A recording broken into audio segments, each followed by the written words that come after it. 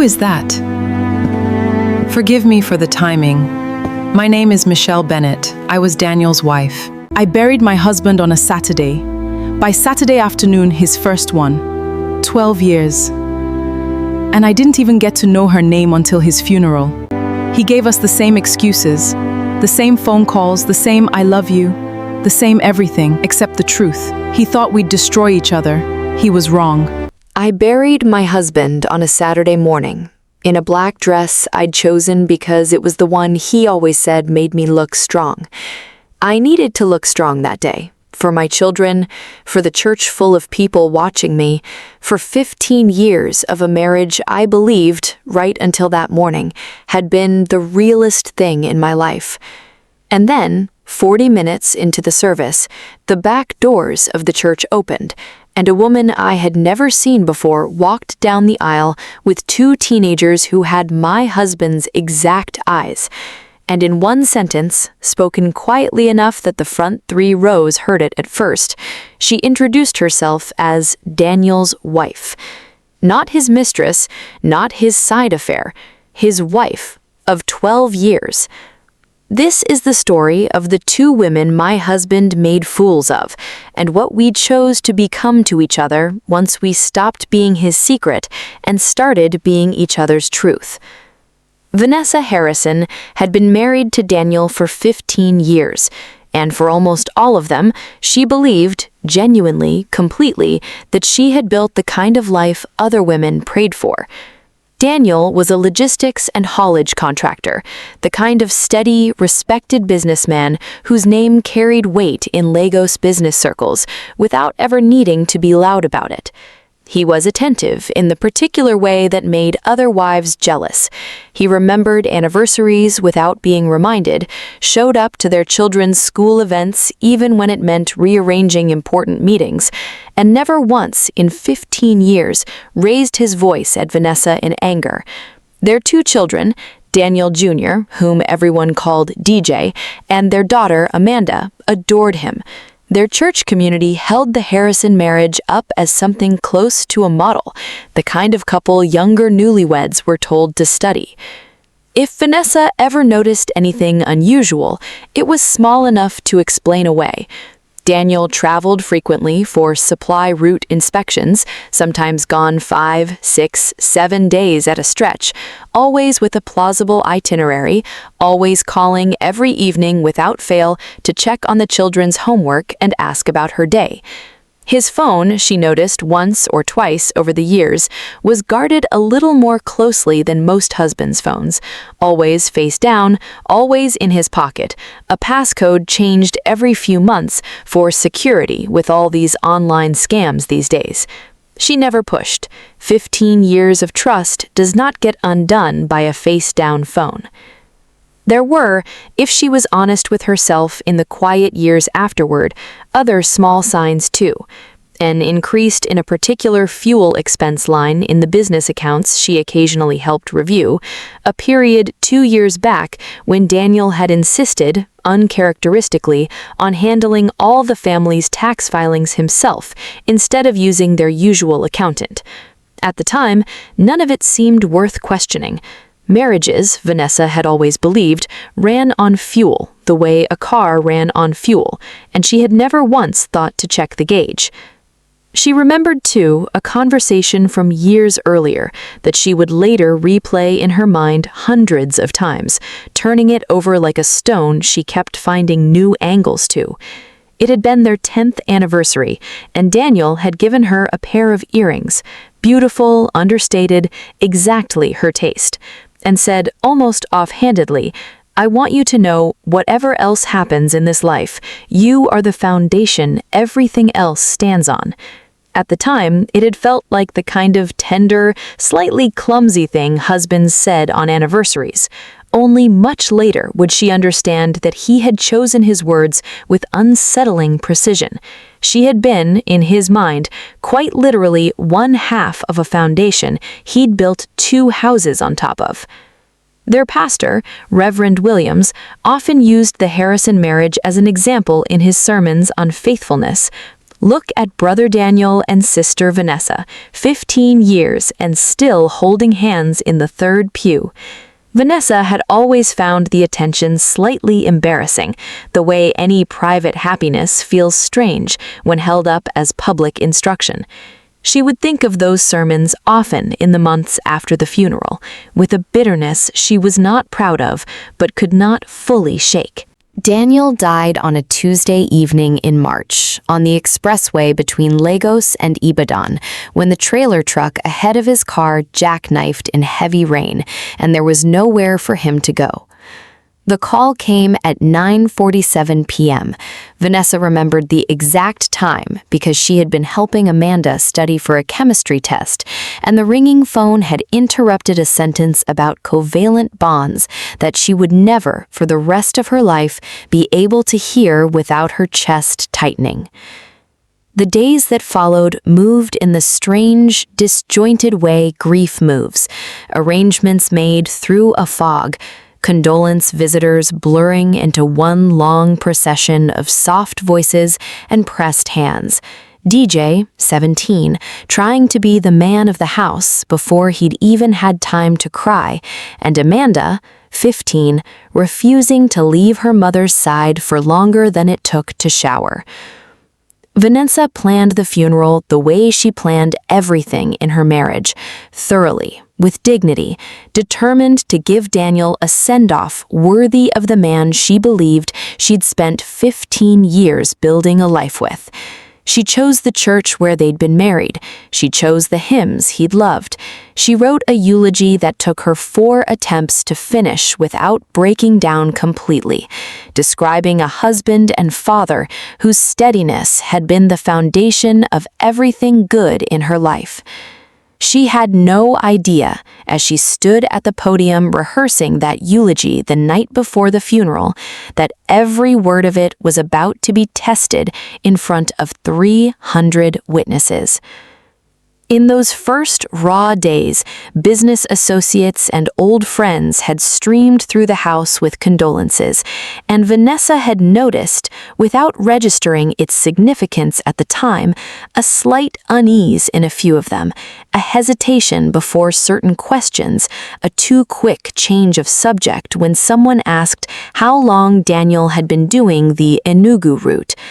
One of his longtime business partners, a quiet man named Mr. Edwards, had lingered at the door longer than the other visitors, seeming to want to say something before ultimately just squeezing her hand and leaving.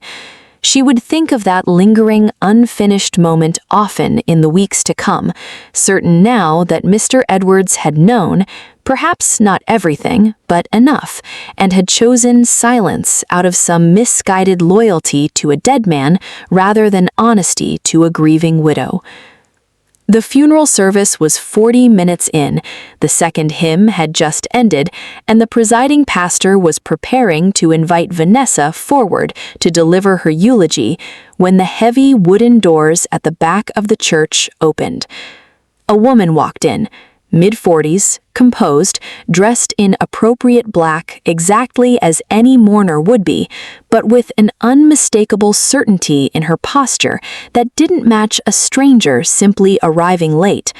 Beside her walked 2 teenagers, a boy who looked disturbingly like a slightly younger echo of DJ, and a girl with Daniel's exact jawline and the same small gap between her front teeth that Amanda had inherited from him. The whispers started before the woman even reached the 3rd row. Vanessa, Daniel's wife of 15 years, standing in the dress he'd told her made her look strong, holding a eulogy she would now never deliver, felt the floor of her entire life open beneath her feet. What happened in the immediate aftermath was, by every account of those present, one of the most talked about scenes their church community had witnessed in years. DJ stood up first, moving instinctively to shield his mother, demanding to know what was happening, his voice cracking between grief and confusion. Amanda began crying, not the quiet grief tears she'd cried all week, but something sharper, more frightened. ushers moved quickly to try and manage the situation, unsure whether to escort Michelle out or allow the moment to play out, caught in the impossible position of not knowing which woman had the right to this funeral.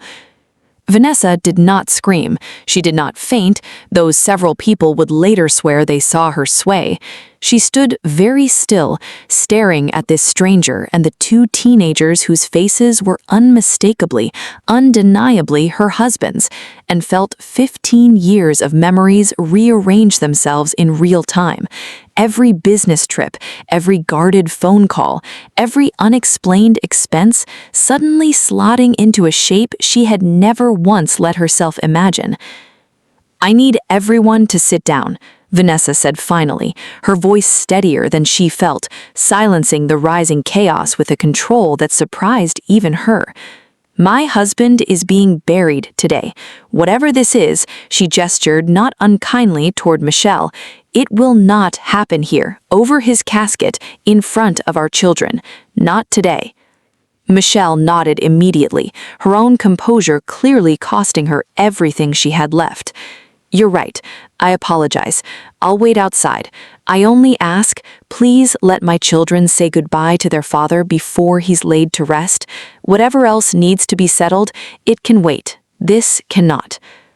Something in the quiet dignity of that request, the total absence of accusation, entitlement, or spectacle, was, Vanessa would realize much later, the first thread of what eventually connected them. The funeral continued, in a strange, hollowed-out version of the ceremony Vanessa had planned. She did not deliver the eulogy she'd written. She simply stood, said a few broken words about a man she was no longer certain she had ever fully known, and sat back down.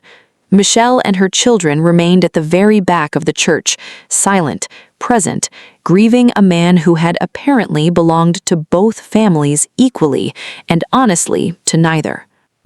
They met properly 3 days later, not by coincidence, but because Vanessa, unable to sleep, unable to stop turning over every detail of 15 years searching for the lie hidden inside each one, called the number Michelle had left with the church secretary. They met at a quiet cafe in Ikeja, neutral ground, neither woman's home. For the first 20 minutes, they simply sat across from each other, two strangers bound by a dead man's deception, unsure how to begin a conversation that had no precedent either of them had ever prepared for. It was Michelle who finally broke the silence. "I want you to know, I did not know about you. Not for one single day of our 12 years. He told me you existed. A former wife, he said, from a marriage that had ended badly years before we met, that you'd moved to Lagos, and that there were complicated custody arrangements with children he rarely got to see. I believed every word of it, because why would I not? He was my husband. He came home to me every week he wasn't traveling. He built our house. He knew our children's teachers' names." Vanessa felt something twist painfully in her chest, not just her own grief, but the sudden, sickening recognition of an identical wound in someone else. "He told me the opposite," she said quietly, "that you didn't exist yet, that his frequent trips to Enugu were supply route inspections. Every excuse he gave you, he probably built directly out of an excuse he needed for coming here." They sat with that for a long moment, the horrifically almost architectural precision of it. Daniel had not stumbled into two lives by accident. He had built them, deliberately, brick by brick, each family unknowingly supplying him the alibi for the other. 12 years, Michelle said, her voice breaking for the first time since the funeral. 12 years I thought I understood the shape of my own life, and I didn't understand any of it. 15, Vanessa said. 15 years, and I didn't either. Something passed between them then, not friendship yet, not even trust, but the first fragile acknowledgement that they were not, in fact, enemies. They were the same woman, living two versions of the same lie, meeting at the exact moment the lie collapsed on both of them at once. The weeks that followed forced both women into an uncomfortable, necessary partnership neither had asked for. Daniel's estate, the haulage business, several properties, various accounts had to be settled, and the discovery of a second marriage threw every existing document into legal chaos. Vanessa's lawyer, a sharp, no-nonsense woman named Barrister Rebecca Whitfield, pulled together the financial records with growing disbelief as the full architecture of Daniel's double life emerged. The haulage business, which Vanessa had always understood to be a single, if occasionally struggling, operation, was in fact structured as two semi-independent branches, one nominally headquartered in Lagos, one in Enugu, each generating separate revenue streams that Daniel had quietly funneled towards whichever household needed support that month. Property records showed a house in Enugu, fully paid for, registered solely in Daniel's name, that Vanessa had never known existed. School fee payments for David and Nicole appeared in the business accounts disguised as logistics consulting fees. The unexplained fuel expense Vanessa had noticed years earlier, it turned out, roughly corresponded to the actual driving distance between Lagos and Enugu, round trip, on a schedule that lined up almost exactly with Daniel's inspection trips. He was disciplined about it, Barrister Whitfield said, grimly, reviewing the final compiled report with both women present in her office, a meeting neither Vanessa nor Michelle had wanted to attend alone. Michelle's hands were shaking as she looked over the documents. 12 years of infrastructure on my side, she said quietly. I thought I was building a life with him. I was building half of a machine I didn't know existed. The deeper Barrister Whitfield dug, the more unsettling the precision became. Daniel had maintained two separate calendars, cross-referenced so that no business trip to Enugu ever overlapped with a school event he'd promised Amanda he'd attend, and no extended stay in Lagos ever coincided with a date he'd promised David he'd be present for a football match. He had celebrated 2 Christmases every single year, staggered a week apart, explaining to each family that the Enugu branch or the Lagos branch required his presence for year-end closing. He had, the records showed, even maintained 2 separate but nearly identical mobile numbers, one for each life, both registered under slightly different spellings of his own name. Daniel Harrison in Lagos, Daniel Harrison Bennett in Enugu, a detail that made Vanessa's stomach turn when she first saw it, the casual ease with which he had folded Michelle's family name into his second identity, while keeping his first family blissfully unaware such a name even existed. He wasn't sloppy for one single day in 15 years, Vanessa said quietly, staring at a printed calendar spanning nearly a decade, color-coded in a system only Daniel had ever understood. In my experience, the men who build lives like this are rarely careless, Mrs. Harrison. Carelessness gets you caught in year 1. This kind of architecture takes discipline and a particular kind of coldness most people don't like to imagine sitting behind a familiar, loving face. If the 2 women's grief was complicated, their children's was worse. 4 teenagers, suddenly forced to confront not only the death of a father, but the discovery of siblings they'd never known existed. DJ, 17 and fiercely protective of his mother, initially wanted nothing to do with David and Nicole. Anger, Vanessa recognized, being an easier emotion to sit inside than grief. Amanda, quieter, more curious, found herself unable to stop staring at photographs of Nicole that had surfaced during the estate review, struck by how similar their laughs sounded in the one shared video that existed, a wedding Daniel had attended in both families' lives without either side knowing the other was watching the same father dance at a different celebration. It was Amanda who first suggested, tentatively, that the 4 of them meet. The meeting happened at Vanessa's house on a quiet Sunday afternoon, both mothers present, all four teenagers deeply uncertain of how to occupy the same room as siblings they'd learned about through a funeral scandal rather than a birth announcement. "I don't know what to call you," Nicole admitted, twisting her hands in her lap. "Sister feels strange, but stranger feels wrong too, somehow, when I look at you and see half of my own face." "I don't know either," Amanda admitted, "but I don't hate you. None of this was your fault. It wasn't any of our faults."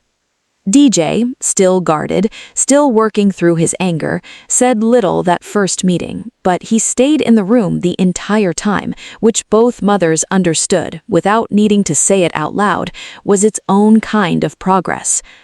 What neither woman fully anticipated was how public their private devastation would become. Lagos society and the tight-knit church community both families had unknowingly orbited on opposite ends of the city treated the scandal as something between tragedy and entertainment. WhatsApp broadcast messages carried garbled, half-accurate versions of the funeral scene to people who had never met either woman.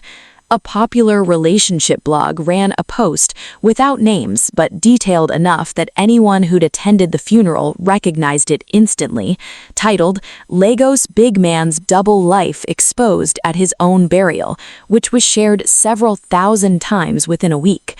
Vanessa found herself unable to attend her usual Sunday service for nearly 2 months, unwilling to feel the particular weight of 300 pairs of eyes that had once watched her as an example of marital faithfulness, now watching her as a cautionary tale. When she finally returned, Reverend Williams, to his credit, made no reference to the scandal at all, greeting her at the door with the same warmth he always had, a small mercy she never forgot. Michelle faced a different but equally exhausting version of the same scrutiny in Enugu, where her own community debated openly, sometimes in her hearing, whether her marriage had been real at all, whether her children were entitled to the Harrison name, whether she had somehow known and simply tolerated the deception for financial security. The implication that a woman could be deceived for 12 years and still be blamed for the deception itself wounded her more deeply than almost anything else in the entire ordeal. It was, oddly, this shared experience of being publicly picked apart that drew Vanessa and Michelle closer faster than almost anything else could have. Neither of the other women in either woman's wider circle, however well-meaning, could fully understand what it felt like to have your worst week become a stranger's Tuesday afternoon gossip. Only the two of them shared that exact specific weight. The pressure to turn against each other came from every direction. Extended family on both sides pushed Vanessa to contest the second marriage's legitimacy entirely, to fight for full control of the estate, to treat Michelle's children as outsiders, undeserving of any inheritance. Michelle faced identical pressure from her own family, advised to fight for recognition as the real wife, given that her marriage, conducted under customary rites in Enugu, had its own legal standing that could be argued against Vanessa's more conventional church marriage in Lagos. Church gossip predictably took its own side of the spectacle, some painting Vanessa as the wronged, dignified first wife, others painting Michelle as either a naive victim or, more cruelly, a woman who should have known better than to marry a man who traveled so much. Neither woman was spared the particular public cruelty reserved for women whose private pain becomes other people's entertainment. It was Vanessa, in the end, who made the decision that shaped everything after. "I keep thinking about what he built," she said to Michelle during one of what had become regular meetings between them, no longer strictly about legal necessity, but something closer to solidarity. "He spent 15 years, 12 of yours, 15 of mine, making absolutely sure we would never meet each other, never compare notes, never realize we were being lied to in the exact same voice. If you and I turn on each other now, fighting over what's left of him, don't you see? He wins.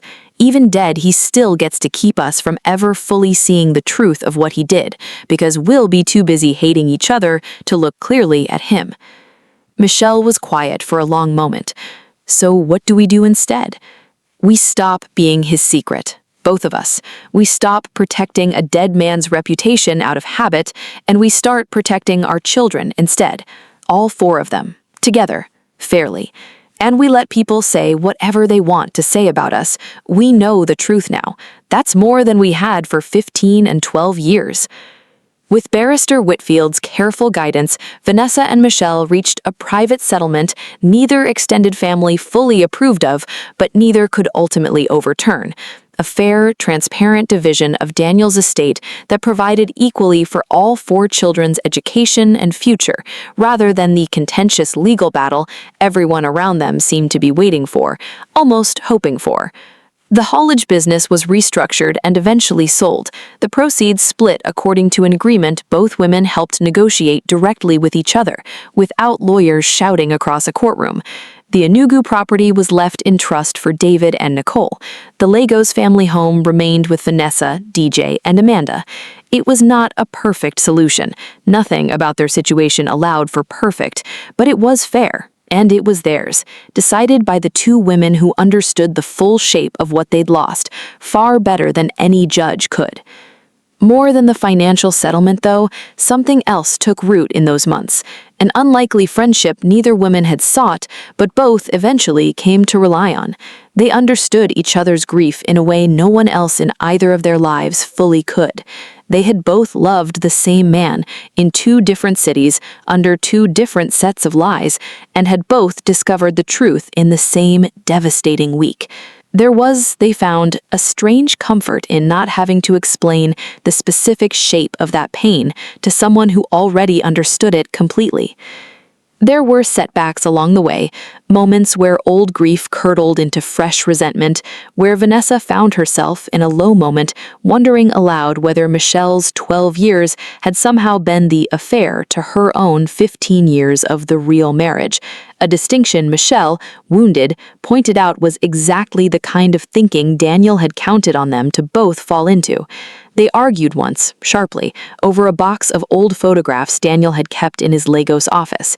Michelle initially assuming Vanessa meant to keep them all, Vanessa assuming Michelle had no right to any of them, before both women, exhausted by their own anger, sat down together and simply divided the photographs by which children appeared in them, an imperfect but honest solution that neither's lawyer had suggested. "We are going to disagree sometimes," Michelle said to her during one particularly tense afternoon at Barrister Whitfield's office. "We are not going to always get this right on the first try, but I would rather work through disagreements with you than spend the rest of my life fighting a woman who was lied to exactly as thoroughly as I was." Vanessa nodded, some of the tension leaving her shoulders. "Agreed. We're allowed to be imperfect at this.